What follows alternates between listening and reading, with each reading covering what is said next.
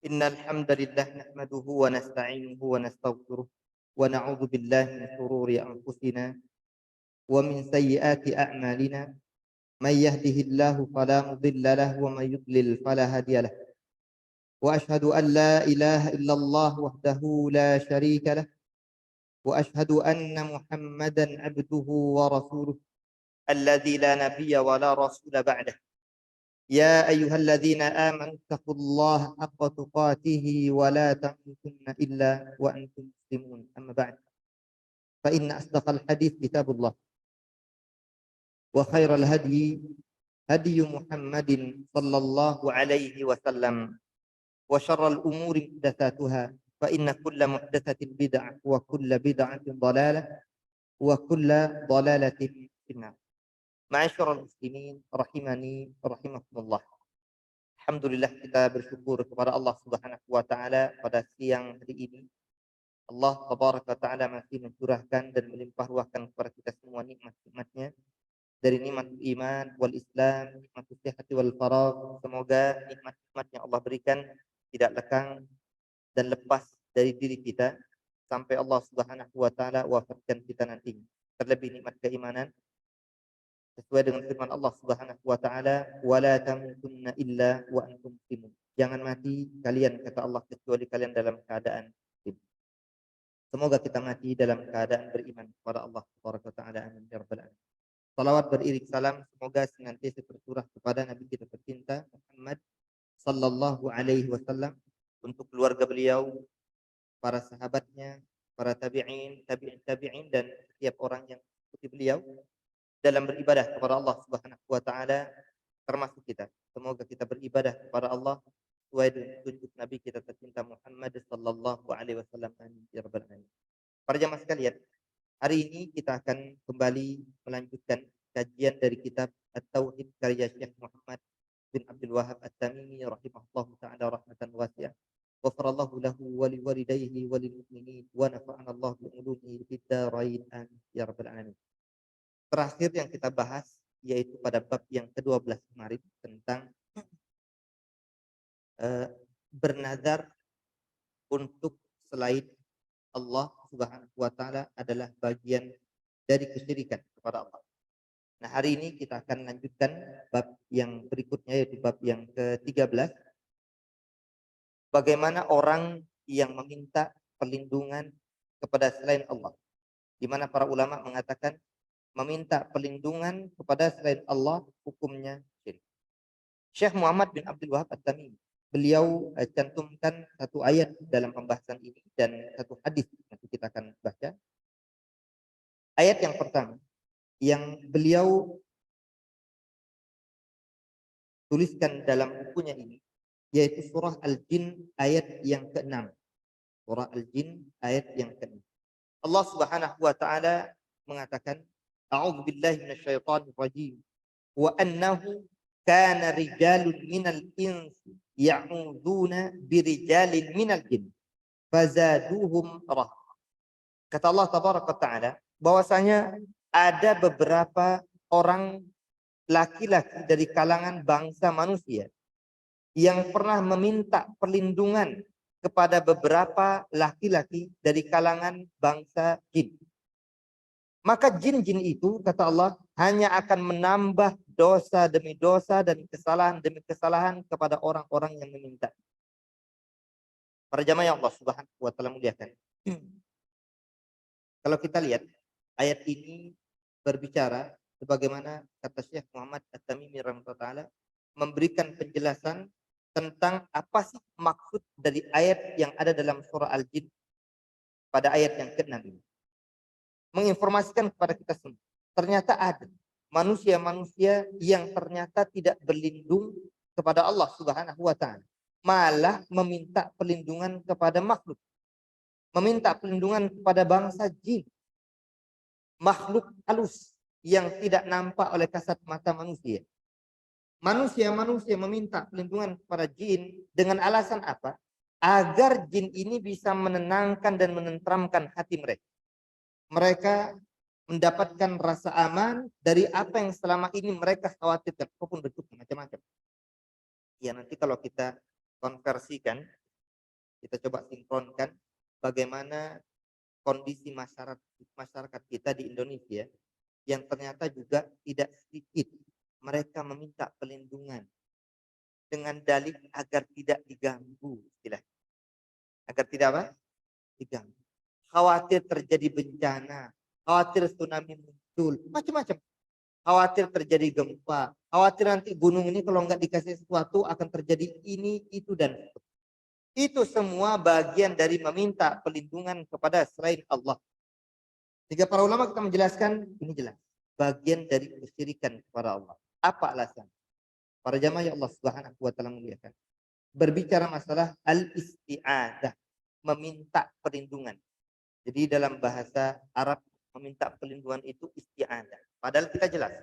Kalau beristi'adah, berta'awud, meminta perlindungan kepada siapa?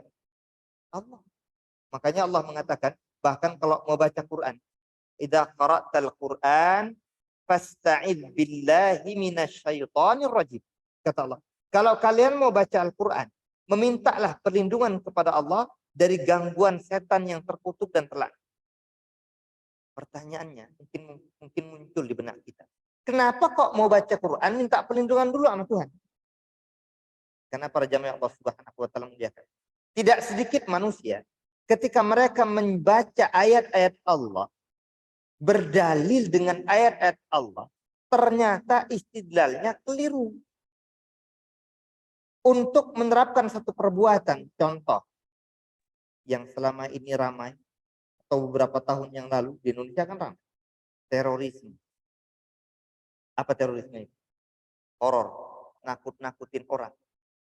Kalau sudah menteror saja nggak boleh dilakukan dalam Islam, apalagi sampai membunuh manusia tanpa hak. Tapi ternyata mereka juga pakai dalil, jadi jangan salah. Yang dijadikan dalil itu ayat Al-Quran. Baca ayat, baca Quran, dijadikan dalil untuk membunuh manusia. Allah. Kira-kira sesat apa enggak? Sesat. Dan ternyata ini ada di tengah-tengah kita kaum muslimin. Mereka membunuh sebagian orang dengan alasan, ada kok perintahnya dari Al-Quran. Kenapa kok bisa nyasar? Salah ke ayat Al-Quran? Al-Quran tidak pernah salah. Yang salah itu manusianya. Memiliki pemahaman yang salah. Tergelincir otaknya, nalarnya, pemahaman dia kenapa digelincirin sama setan. Jadi kita kalau mau baca Al-Quran itu berlindung dulu kepada Allah dari gangguan setan. A'udzubillahi minasyaitonir rajim. Ya Allah, aku berlindung kepadamu dari gangguan setan. Karena setan itu bisik-bisikin. Bunuh kesimpulan. Itu ayatnya. Bayangkan. Jadi kadang kita katakan bukan ayatnya yang salah, tetapi pemahaman seseorang agar kita terlindung dari segala macam kesesatan semacam itu. Berlindunglah kepada Allah. Billahi. Mudah-mudahan dijaga oleh Allah. Sehingga kalau kita baca ayat Al-Quran tidak keliru. Baca ayat Quran tidak faham, tidak gagal faham kita memahami ayat-ayat dan teks-teks Al-Quran. Tidak sebagaimana orang-orang teroris. Mereka salah menerapkan ayat-ayat Allah Subhanahu wa taala. Wa qatiluhum, bunuh mereka, atau dalam ayat yang lain perangi mereka. Wa qatuluhum haitsu taqtumuhum, bunuh mereka dimanapun kalian temui mereka, yaitu orang-orang non muslim. Insyaallah kalau ayat ini diterapkan, ini muslim semuanya jadi kerjaannya teror orang, bunuhin orang. Padahal Islam tidak pernah mengajarkan hal semacam. Yang ada lanjutkan ayatnya dengan baik. Akhrijuhum min haitsu akhrajukum. Keluarkan mereka dari negeri kalian karena sebagaimana mereka mengeluarkan kalian dari tanah kalian. Artinya para penjajah-penjajah lawan. Saya dulu, insyaallah, yang paling getol memerangi penjajah imperialisme Belanda siapa? Kaum muslimin. Para kiai-kiai, para ustadz-ustadz, para ulama-ulama, para santri-santri. Mereka yang paling getol untuk memerangi penjajahan. Karena mereka yang menjajah kita.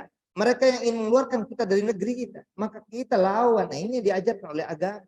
Bukan lantas kalau ada orang kafir langsung kita bunuh. Tidak. Ngajar. Pemahaman itu bisa nyasar dan sesat. Karena dia membaca ayat Allah. Mungkin tidak berlindung dulu kepada Allah. Ini Masya Allah. Malah ada orang berlindung kepada selain Allah. Berlindung kepada jin. Nah, ini jelas dilarang dalam agama. agama. Karenanya di sini para ulama menjelaskan berlindung kepada selain Allah itu bagian dari kesyirikan kepada Allah Subhanahu wa taala. Kalau kita lihat dari segi bahasa, apa sih al-isti'adzah itu?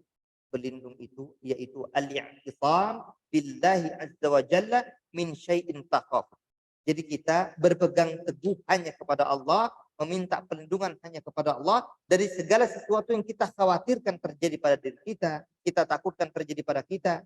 Nah, segala sesuatu yang kita khawatirkan jatuh pada diri kita, maka kita minta perlindungannya pertama jelas hanya kepada Allah Subhanahu wa taala. Tapi ternyata ada orang berlindung kepada selain Allah. Allah ceritakan dalam surah Al-Jin ayat yang ke-6. Mari kita lihat. Kalau kita lihat contoh-contohnya sebagian orang. Kalau ada orang lewat di satu tempat, bagaimana hari ini kita dengarkan kasusnya, yaitu para sopir-sopir angkot, sopir truk. Kalau mereka lewat di satu jalan, atau jalan itu mungkin terowongan bentuknya, yang apa yang akan mereka lakukan? Net. Apa yang terjadi? Kenapa? Karena kita pernah tanyakan itu pada beberapa sopir-sopir. Alasannya apa? Karena sebagai bentuk meminta izin kepada orang-orang, kepada makhluk-makhluk gaib yang mungkin tidak terlihat di tempat itu. Takut duluan. Orang-orang Arab pernah melakukan semacam ini. Dahulu, orang-orang Arab disebutkan oleh para ulama kita. Mereka kalau singgah di satu tempat, mereka akan mengatakan na'udzu bi sayyidi hadzal wadi min sufaha'i qaumih.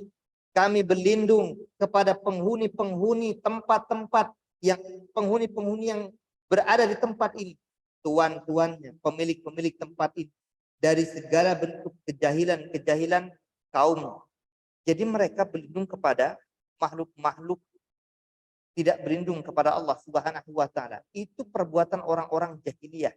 Ternyata orang-orang modern pun sama. Mereka istilah kita pamitan, khawatir diganggu. Enggak perlu. Enggak perlu kemudian kita meminta perlindungan kepada selain Allah Subhanahu wa taala. Ini menunjukkan kita takut kepada selain Allah. Kita tidak salahkan, takut itu memang ada. Dua. Pertama, takut yang murni sejati hanya kepada Allah Subhanahu wa taala, tapi juga ada takut yang bentuknya manusiawi. Apa? Selama ada sebab seseorang bisa dibenarkan rasa takutnya. Contoh, orang takut dengan api. Kenapa? Panas. Karena memang sifat yang melekat pada diri api itu panas. Orang takut dengan binatang buas, macan. Kenapa? Karena buasnya bisa menerkam, manusiawi, tidak ada masalah. Ini tidak dipermasalahkan orang takut dengan. Tapi takut dengan jin, yang mana mereka tidak bisa ngapa-ngapain dengan kita, maka nggak pantas seorang meletakkan rasa takutnya kepada makhluk gaib dengan ungkapan-ungkapan ada setan, ada jin, ada hantu. Kita tidak katakan dan tidak negasikan jin itu ada, enggak. Jelas Al-Quran mengatakan jin itu ada. Bahkan kalau lebih jauh lagi ada istilah gaul namanya. Apa namanya? Gul atau gaul, yaitu sosok jin yang kadang nampak oleh kasat mata manusia. Tapi jin ini biasanya mereka akan menyerupai sesuatu. Entah menyerupai hewan-hewan kah, menyerupai sesuatu apapun. Terlihat oleh manusia, takut manusia. Sehingga Rasul mengatakan, kata Rasul SAW, la tiara. Tidak boleh seseorang kemudian punya anggapan sial, dan la buhmah wala gaul. Tidak boleh orang punya anggapan sial dengan datangnya burung hantu, dan tidak boleh orang punya anggapan sial dengan datangnya setan atau jin atau hantu tadi. Jadi ternyata ada istilah semacam ini dari masa lalu sampai sekarang pun ternyata juga ada. Bagaimana sikap seorang muslim? Maka dia tidak boleh menaruh rasa takutnya berlebihan kepada makhluk Allah Subhanahu wa taala semacam ini. Karenanya muslim yang baik, muslim yang kuat, apalagi sudah belajar akidah tauhid semacam kita hari ini, enggak usah lagi kemudian takut lewat di pinggir jalan dan ada setan. Enggak. Bahkan tidak sedikit ada orang masuk kamar mandi pun takut. Coba, kalau kita mau masuk kamar mandi, diajarkan apa? Doa. Apa doanya? Perlindungan. Lindungnya bukan kepada setan, lindungnya kepada Allah mintanya. Bismillah, Allahumma inni a'udzu bika minal khubusi wal khaba'ith. Itu baca. Jadi bukan minta perlindungan kepada setan, minta perlindungan kepada Allah. Dari apa saja gangguan al-khubusi wal khaba'ith. Baru nanti tafsirannya banyak al-khubus wal khaba'ith. Pertama para ulama jelaskan, ya Allah aku berlindung kepadamu dari al-khubus wal khaba'ith. Setan kalangan laki-laki ataupun jin dari kalangan wanita. Jadi pertama kita masuk kamar mandi agar tidak diganggu jin dari kalangan laki-lakinya ataupun wanita. Yang kedua yaitu dari makhluk halus ataupun makhluk kasar. Makhluk halus bangsa jin, makhluk kasar hewan-hewan yang mungkin berbisa. Kita masuk kamar mandi bisa jadi ada ular, ada nggak mungkin gitu? Bisa jadi nanti tiba-tiba ada kalajengking, bisa jadi ada lipan, bisa jadi ada sesuatu yang bisa menyakiti kita. Berlindung kepada Allah dari segala sesuatu yang menyakiti kita. Makanya kita Islam, Masya Allah, sempurna banget. Diajarkan kita berlindung hanya kepada Allah dari segala apapun. Jangan berlindungnya kepada makhluk, salah total. Dan itu bagian dari kesyirikan. Sehingga para ulama katakan, ketika berlindung ini bagian dari ibadah, yang itu hanya terkhusus kepada Allah, ketika dipalingkan kepada selain Allah, bagian dari kesyirikan kepada Allah Subhanahu wa Ta'ala. Karenanya para jamaah Allah Subhanahu wa Ta'ala, hati-hati dalam macam ini. Enggak boleh kemudian kita berlindung kepada selain Allah, karena kita berlindung hanya kepada Allah Subhanahu wa Ta'ala. Nanti ada istilah berlindung kepada Allah, ada juga istilah meminta pertolongan. Insya Allah mungkin pada pertemuan yang akan datang pembahasan tentang masalah istighatsah. Sekarang kita masih membahas isti'adzah dulu. Habis isti'adzah nanti akan masuk pembahasan istighatsah, meminta meminta pertolongan juga hanya kepada Allah. Nah, meminta perlindungan juga demikian. Kita hanya meminta perlindungan kepada Allah Subhanahu wa Ta'ala. Allah Subhanahu wa Ta'ala sebutkan nanti. Ternyata kelak di hari akhir itu Allah kumpulkan dua bangsa. Jadi jangan salah. Bangsa jin dengan bangsa manusia Allah kumpulkan bareng. Allah sebutkan itu dalam surah Al-An'am, bisa dicari pada ayat yang ke-128. Allah Subhanahu wa Ta'ala mengatakan, wa yauma yahsyuruhum jami'a. Ketika Allah pada hari kiamat mengumpulkan semua mereka, semua bangsa itu, bangsa jin dan bangsa manusia. Nah, lantas bangsa yang lain kemana? Bangsa hewan misalkan. Kemana bangsa hewan? Ada yang tahu? Kelak di hari akhir, hewan-hewan entah kayak kucing, atau mungkin serangga dan yang lainnya. Kemana mereka? Antum baca nanti dalam surah An-Naba, ayat yang terakhir. Surah An-Naba, ayat yang ke-40. Antum baca tentang bagaimana orang-orang kafir mengatakan, wa yaqulul kafiru ya laitani kuntu turaba. Cari tafsiran ini untuk menjelaskan. Minimal paling enggak antum baca tafsir Al-Imam Ibnu Katsir. Bagaimana Ibnu Katsir menjelaskan? Ternyata pada jemaah sekalian, kalau bangsa hewan itu Allah Subhanahu wa Ta'ala dulu lantakkan mereka menjadi setelah adanya kisos. Allah mengerikan. Kisos itu ternyata tidak hanya berlaku untuk bangsa manusia. Berlaku juga untuk bangsa hewan. Apa sih kisos itu? Dibalas. Mata balas mata. Kira-kira gitu. Tangan balas tangan. Kaki balas kaki. Hidung balas hidung. Mulut balas mulut. Itu namanya kisos. Kalau ada orang menyakiti orang di tangannya, dia harus disamakan. Sakitnya di situ juga. Di hari akhir, hewan-hewan dulu yang mungkin pernah menanduk hewan lain, di hari akhir dikisos oleh Allah. Jadi dibalas dulu. Di hari akhir dikisos mereka. Tapi setelah kisos terjadi, balas-balasan terjadi, yang pernah mendolimi hewan lain dari satu hewan ke hewan.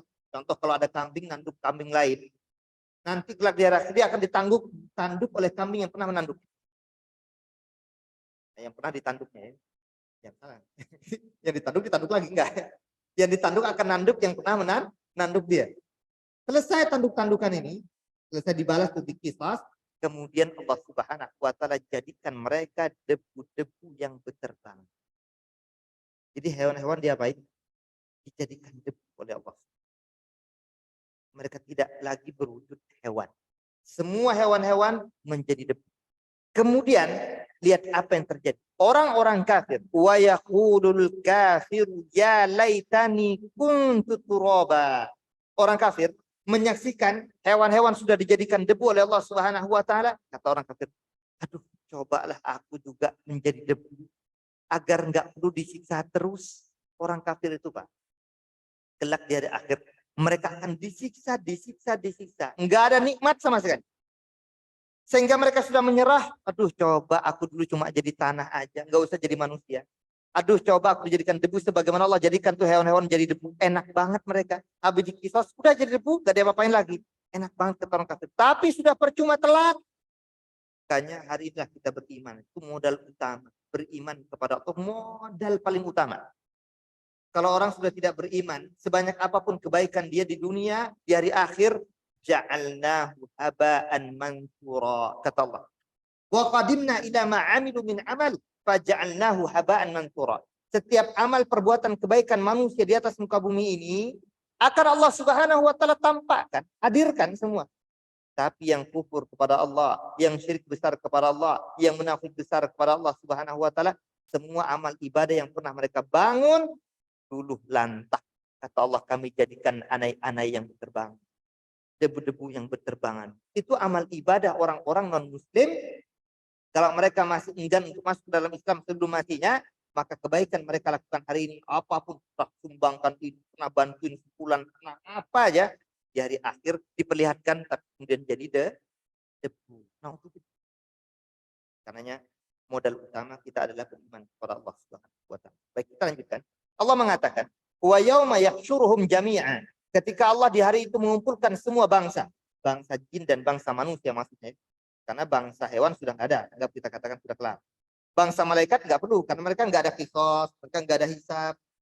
Karena mereka bangsa atau kalangan makhluk Allah yang senantiasa beriman kepada Allah, dan kemudian mereka senantiasa mengikuti apa yang Allah perintahkan dan nggak pernah bermaksiat kepada Allah. Tetapi dua bangsa, bangsa jin dan bangsa manusia, ada yang taat dan ada yang bermaksiat. Maka Allah kumpulkan. Kemudian Allah mengatakan, ya ma'syaral jin, qad istaktartum minal ins. Hai bangsa jin, kalian sudah banyak menipu daya, membuat manusia terkecoh, tertipu. Kalian plesetkan kaki mereka masuk dalam kubangan api neraka Allah Subhanahu wa taala. Wa qala awliya'uhum minal insi, Rabbana istamta'a ba'duna bi ba'din wa balaghna ajalana alladhi ajjalta lana. Tiba-tiba ada sebagian manusia yang menjadi penolong, pembantu, ataupun orang-orang yang condong kepada bangsa jin, yaitu manusia-manusia yang kemudian meminta pertolongan dirinya kepada bangsa jin. Mereka mengatakan begitu. Rabbana, ya Tuhan kami, istamta'a ba'duna bi ba'din. Kami nih waktu di dunia saling memberikan kenyamanan, ketenangan, ketentraman. Jadi begini, contoh kayak kita tadi sudah sampaikan. Ada sebagian kaum muslimin. Kita katakan bukan orang non-muslim. Orang muslim. Jadi kita lihat orangnya muslim. Tetapi kadang memberikan kesajian. Berikan apa? Di pohon-pohon, di gua-gua, di laut-laut, di pantai-pantai. Kenapa? Mereka berharap bisa mendapatkan manfaat. Ini penting kalimat. Mendatangkan kemaslahatan. Mereka tenang, mereka nyaman dengan melakukan sesajen tersebut. Tuh buktinya, sekian lama, sekian tahun dari kakek, nenek moyang kami nggak diganggu dengan cara demikian. Benar begitu? Benar. Sekian tahun nih nggak pernah nih gunung apa namanya? Memuntahkan isinya. Karena kami senantiasa berikan ini, berikan itu. Lihat Allah Subhanahu wa taala katakan di sini. Orang-orang semacam ini kelak di hari akhir mereka mengatakan, kami saling memberikan ketenangan dan kenyamanan. Kami berikan ini kepada bangsa jin memberikan ketenangan kepada kami.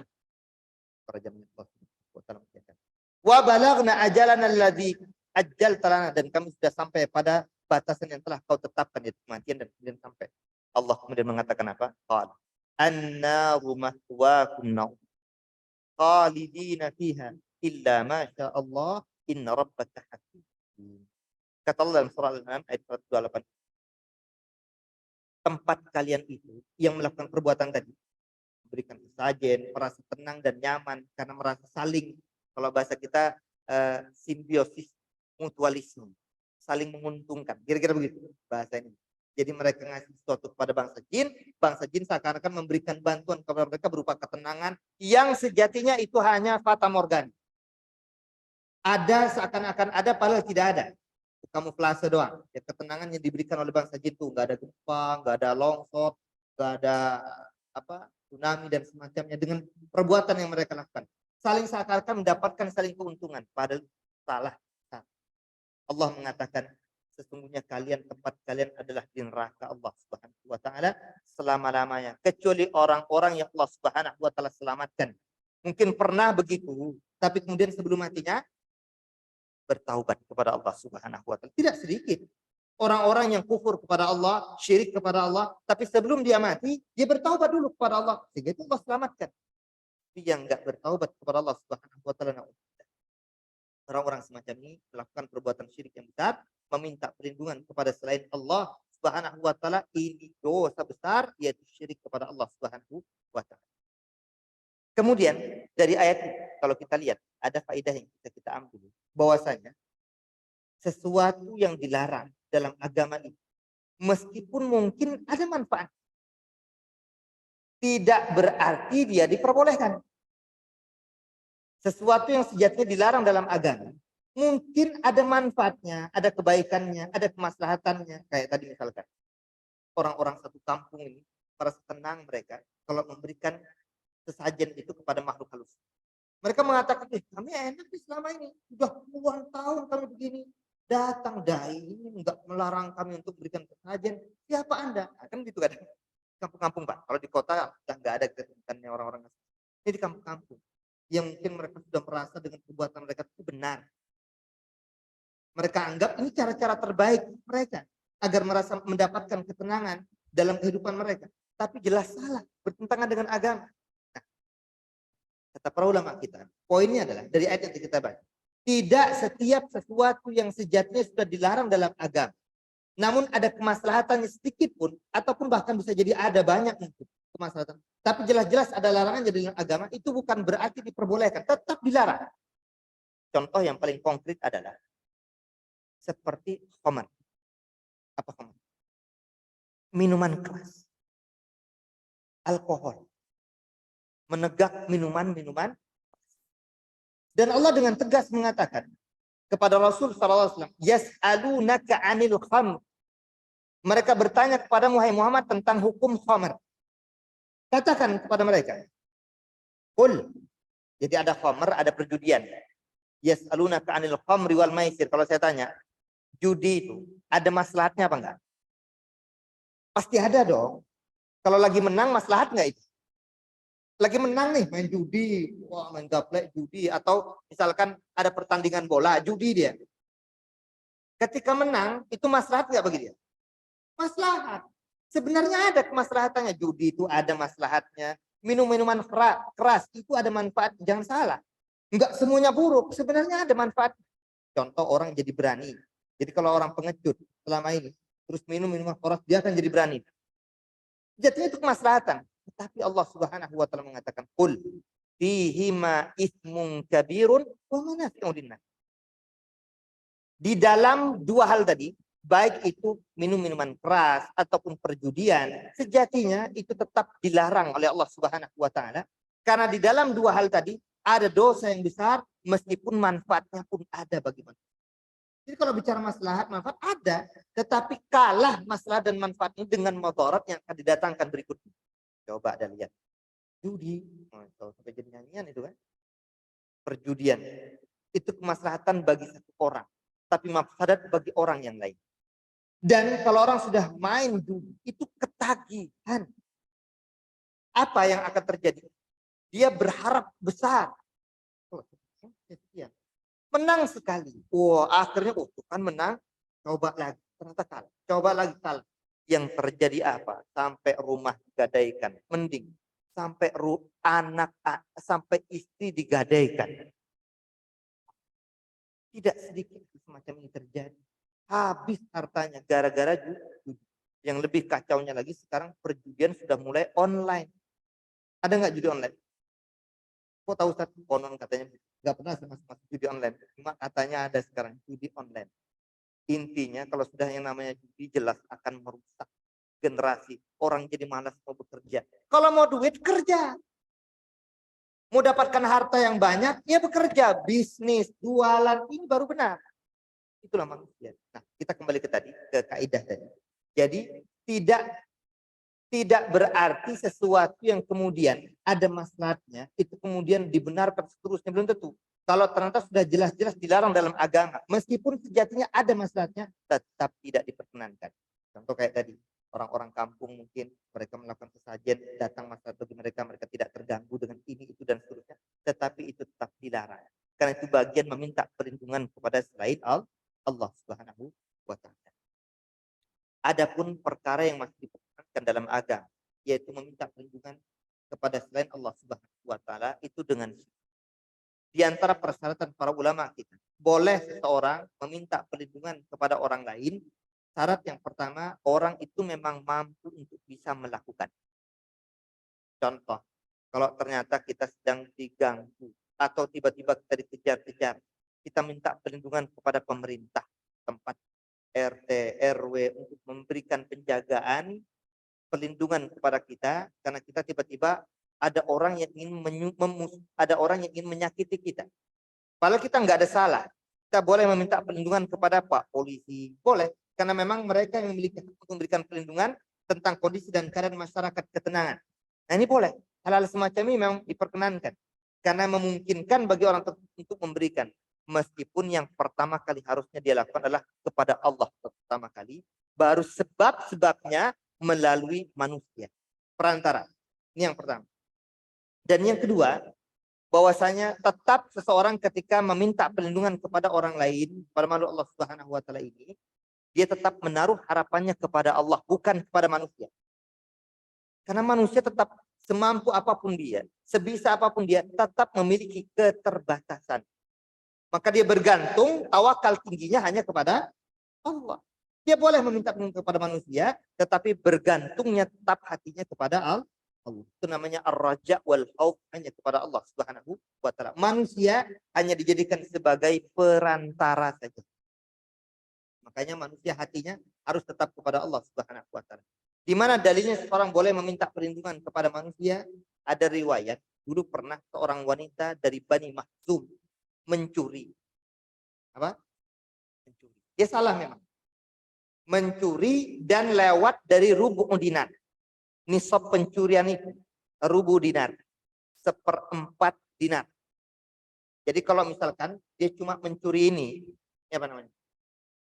Misalkan dia Alfamart atau Indomaret atau di pasar gitu ya, dia mencuri air segini doang nih. Ini nggak masuk untuk dikatakan untuk dipotong tangan karena nggak masuk rubu dinar, 1/4 dinar. Karena 1 dinarnya berapa? Ya, lihat, konfirmasikan. Tinggal lihat 1 dinarnya berapa, 1/4-nya segitulah nisab pencurian. Kalau lebih dari itu, sudah ditetapkan dia memang benar-benar terlihat saksinya banyak, dia mengambil dari tempat yang memang sudah disiapkan oleh orang yang punya, diletakkan di satu tempat, tiba-tiba diambil sama dia, dipindahkan, dan lebih dari 1/4 dinar, baru nanti terkena hukuman potong tangan.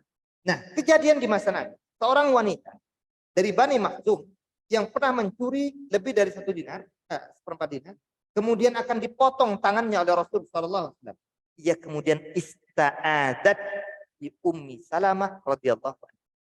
Dia meminta perlindungan kepada istri Rasul sallallahu alaihi wasallam, yaitu ibunda Ummu Salamah. Jadi meminta perlindungan kepada manusia diperkenankan dan diperbolehkan dengan syarat-syarat yang tadi kita sudah sampaikan. Hatinya tetap bergantung kepada Allah, dan kemudian memang manusia itu bisa dan mungkin untuk memberikan perlindungannya. Ini yang kita katakan masih diperbolehkan seorang untuk minta perlindungan kepada selain Allah Subhanahu wa Ta'ala. Kemudian para jamaah Allah Subhanahu wa Ta'ala berbicara jin, itu tentu jin itu pun sama seperti manusia. Tadi di ayat kita dengarkan, ya'uduna birijalin minal jin. Orang-orang masyarakat Arab dahulu, mereka berlindung kepada laki-laki dari bangsa jin. Berarti bangsa jin itu terdiri dari laki-laki dan wanita. Sama seperti manusia. Manusia ada laki-laki dan ada wanita. Bangsa jin juga ada laki-laki dan ada wanita. Tapi untuk warianya saya nggak dengar. Ada nggak kira-kira warianya dari bangsa jin? Wallahu a'lam. sepengetahuan saya, karena kita tidak pernah menyaksikan secara langsung kehidupan mereka, maka yang ada adalah ketetapan laki-laki ada, wanita ada, sebagaimana bangsa manusia. Tetapi manusia, ada orang laki-laki menyerupai wanita, wanita menyerupai laki-laki. Dan ini hukumnya apa?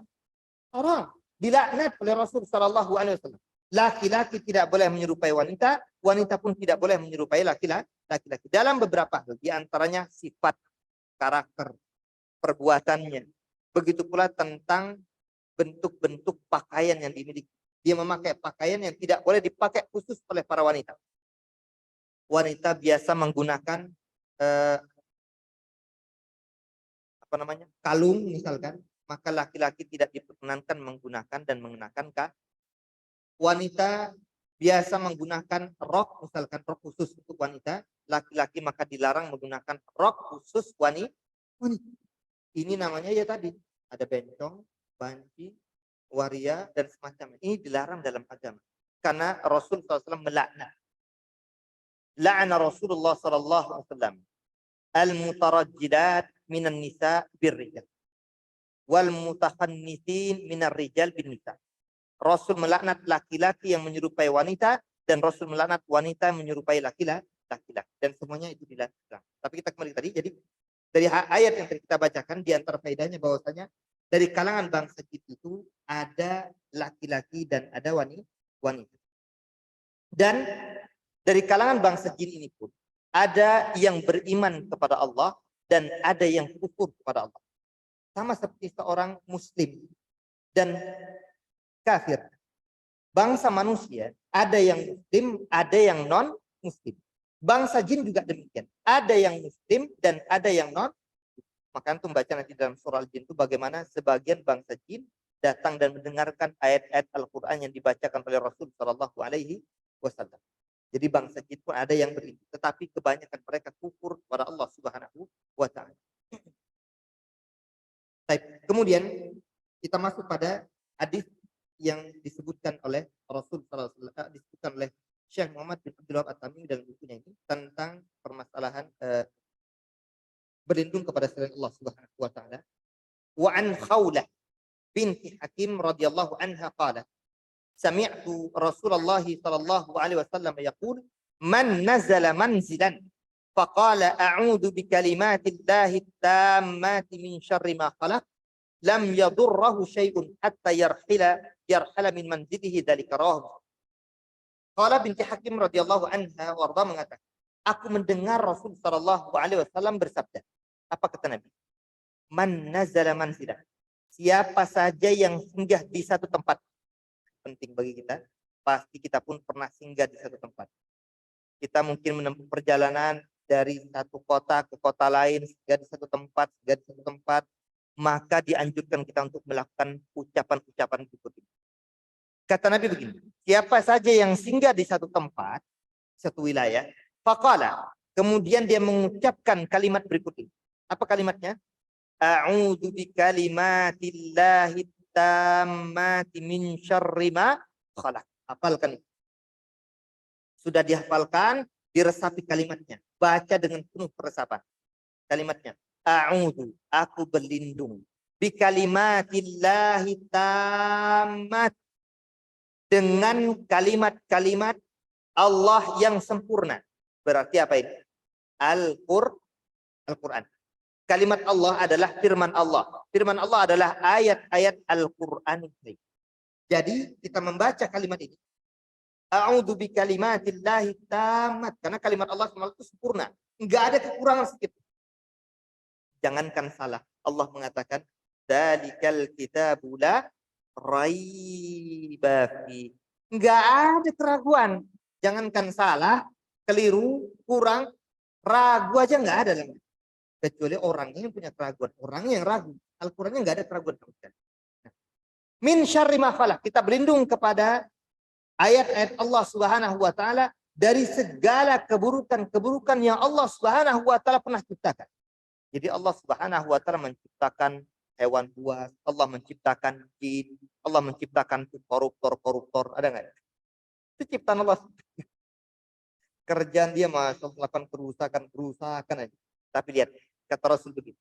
Orang yang membaca doa ini, Dia singgah di satu tempat, lam yadurrahu syai' hatta yarhala min manzilihi dzalik. Dia tidak akan terkena segala mara bahaya, ancaman, segala sesuatu yang mendatangkan keburukan kepada dirinya.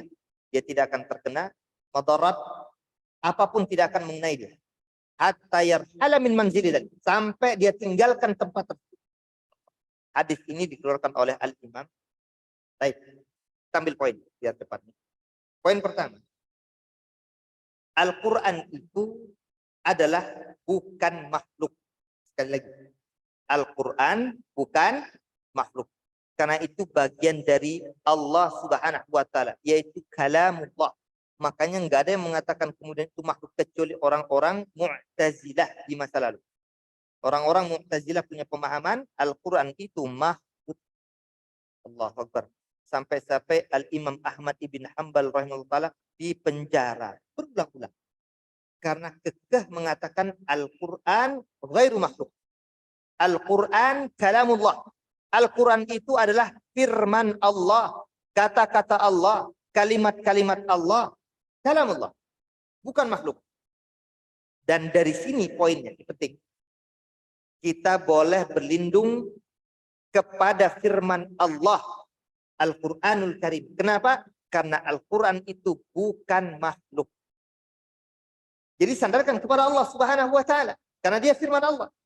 Maka kalimatullah at-tammah, yaitu Al-Quranul Karim, kita boleh berlindung kepada ayat-ayat Allah.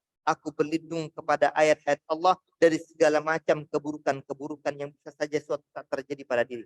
Nah itu dia. Sehingga di sini para ulama kita memberikan penjelasan bahwasanya kita boleh berlindung kepada ayat Al-Quran dari segala keburukan apapun, karena Al-Quran itu adalah firman Allah, kalamullah, dan dia bukan makhluk. Ini poin penting. Kemudian yang kedua, hendaknya kita membaca doa ini setiap kali kita berada dan tinggal di satu tempat. Kita datang ke satu tempat, bahkan para jamaah sekalian, kalimat ini hendaknya diulang-ulang, dan dia masuk dalam bagian zikir-zikir di waktu pagi dan zikir-zikir di waktu petang. Itu penting. Termasuk juga nanti doa Bismillahilladzi la yadhurru ma'asmi syai'un fil ardi wala fis sama' wa huwas sami'un alim. Itu banyak-banyak baca. Insyaallah kita akan diberikan perlindungan oleh Allah Subhanahu wa Ta'ala. Karena kita yakin dengan Allah. Bismillahilladzi, dengan menyebut nama Allah. La yadhurru ma'asmi syai'un fil ardi wala fis sama' wa huwas sami'un alim. Yang tidak akan memudaratkan kepada kita apapun itu, baik yang ada di bawah ataupun di atas bumi ini ataupun di atas langit sana. Ini kalau sudah kita punya keyakinan yang mantap dan kuat semacam itu, insya Allah akan berikan perlindungan kepada kita dimanapun kita berada. Dan dari hadis ini pun menunjukkan bahwa semua kata, semua kalimat yang tidak disandarkan kepada Allah Subhanahu wa Ta'ala pasti ada kekurangannya. Contoh, Ustadz si Fulan kalau ngomong kayaknya nggak pernah salah deh Ustadz, kata siapa? Pasti ada kegelincirannya, pasti ada kelirunya. Karya, karangan manusia, kitab A, B, C, pasti ada mungkin salah cetak, sabqul lisan, salah ucap, dan seterusnya. Itu manusia, makhluk Allah. Tapi kalau sudah firman Allah, tidak ada kekurangan, tidak ada kesalahan, dan tidak ada keraguan di dalamnya. Yang ada hanya kebenaran dan kejujuran, keadilan dalam setiap hukum-hukum yang ada pada ketetapan Allah dalam firman-firman Allah Subhanahu wa Ta'ala.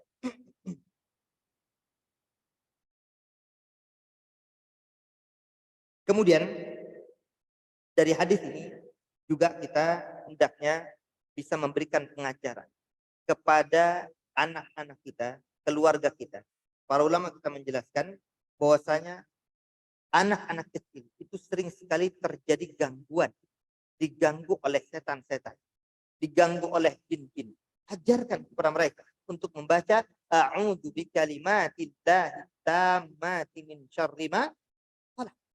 Aku berlindung kepada firman-firman ayat-ayat Allah, kalamullah yang sempurna dari segala keburukan-keburukan apapun yang sudah Allah Subhanahu wa Ta'ala ciptakan.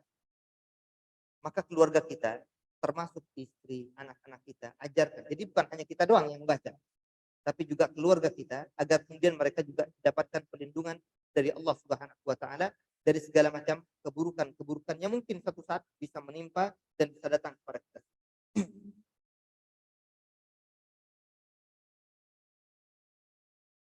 Dari hadis ini pun kita bisa mengambil kesimpulan, yaitu menetapkan sifat Allah Subhanahu wa taala, isbat sifat al-khalq, sifat penciptaan.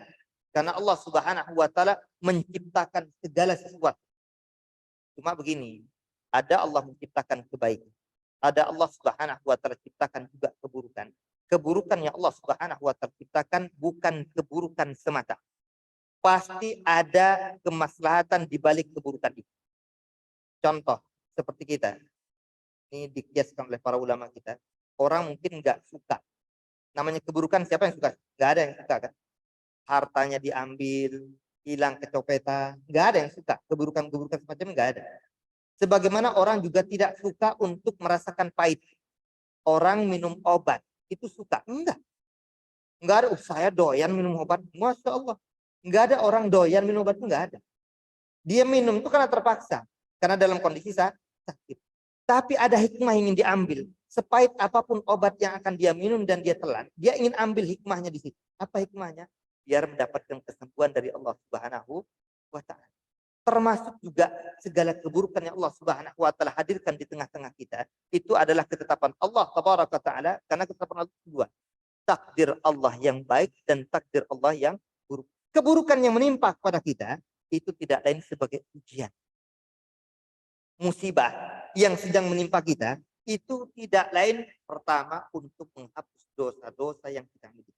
Yang kedua untuk mengangkat harkat derajat kita kelak di sisi Allah Subhanahu wa taala. Maka kita katakan keburukan-keburukan yang mungkin akan menimpa kita ini pun sejatinya bukan keburukan semata. Ada kebaikan di situ. Cuma kadang orang tidak bisa melihat ke arah sana. Tidak bisa memberikan kesimpulan ke sana. Kenapa? Mungkin mata hatinya tertutup. Tidak sebagaimana para ulama kita coba menerawang. Masya Allah, setiap keburukan-keburukan apapun yang Allah tetapkan dan takdirkan, pasti ada kemaslahatan dan kebaikan. Hanya ada sebagian orang tahu, ada sebagian orang tidak mengetahui. Dari hadis ini pun kita bisa mengambil kesimpulan juga bagaimana para sahabat Rasul SAW mereka sangat semangat sekali untuk bisa mendapatkan ilmu dari Rasul SAW, sehingga mereka banyak mendengarkan sabda-sabda Rasul tentang kebaikan ataupun tentang keburukan, agar kalau bicara kebaikan mereka bisa lakukan, kalau bicara keburukan mereka bisa menjauhkan diri mereka dari segala keburukan. Makanya ungkapan Khawlah binti Hakim radhiyallahu anha dengan ucapan sami'tu Rasulullah sallallahu alaihi wasallam, dan kemudian menyebarkan itu. Ya, ilmu yang didapatkan seseorang itu hendaknya disebarluaskan. Para sahabat itu menjadi perpanjangan tangan dakwahnya Rasul sallallahu alaihi wasallam. Setiap apa yang mereka dengar dari Nabi mereka sampaikan. Termasuk kita hari ini. Kalau kita sudah dengar, oh nggak boleh lagi orang pakai sajian-sajian, sampaikan kepada orang yang mungkin kita tahu, tidak boleh mas, tidak boleh mbak, tidak boleh bu, pak, yang kayak gini nggak boleh dalam agama kita, dilarang. Karena ini bagian dari kesyirikan. Sampaikan. Karena ilmu itu hendaknya disebarluaskan. Karenanya para sahabat masa lalu mereka setiap kali mendengar apa yang disabdakan oleh Rasul, mereka sampaikan lagi kepada orang lain sebagai bentuk amanah ilmiah dalam agama. Semoga kita semua juga diberikan kemudahan oleh Allah Subhanahu wa taala untuk bisa mendakwahkan ilmu agama yang hak ini datang dari Allah dan Rasulnya, termasuk dalam akidah. Dan akidah ini sesuatu yang paling poin penting dalam beribadah kepada Allah Subhanahu wa taala. Baik, saya kira ini lumit pembahasan kita dari kitab Tauhid karya Syekh Muhammad bin Abdullah Al-Tamimi seputar permasalahan berlindung kepada selain Allah Subhanahu wa taala adalah bagian dari kesyirikan kepada Allah.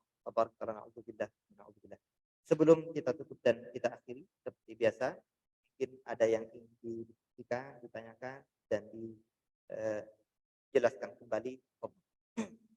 Kita buka diskusi dan tanya jawab.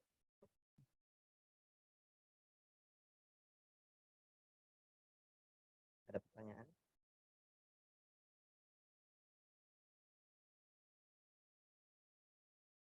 Konten ada?